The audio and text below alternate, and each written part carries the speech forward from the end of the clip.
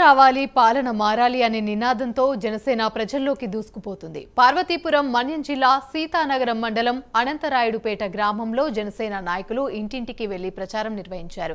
జనసేన అధికారంలోకి వస్తే చేపట్టే కార్యక్రమాల్ని కరపత్రాల రూపంలో ఇంటింటికి పంచుతూ వివరించారు.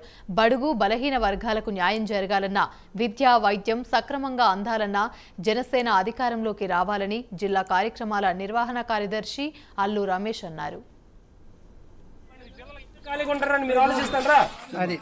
మీరు ఆడపడుచులకి చాలా మంచి పథకాలు పెట్టారు పవన్ కళ్యాణ్.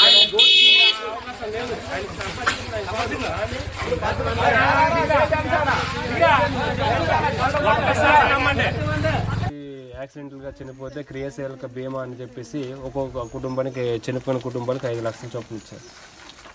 అలాగే ప్రజా సమస్యల మీద ఇసుక గురించి కానీ, అలాగే జనవాణి కార్యక్రమం పెట్టి ప్రజా సమస్యలు తానే తెలుసుకొని, ఇప్పుడు మీకు ఒక సమస్య ఉంది, ఆ సమస్యని తానే స్వయంగా తెలుసుకొని సంబంధిత అధికారులకి తానే ఏం కావాలో అది ఇవ్వాలి. ఇప్పుడు రైతుకి ఏం కావాలి, 10,000 20,000 కావాలి, గిట్టుబాటు ధర కావాలి. ఎందుకు కల్పించట్లేదు? కానీ మీరు రాత్రి పాలు కష్టపడి మీ పిల్లలు ఎందుకు ఖాళీగా ఉంటారని మీరు ఆలోచిస్తారా?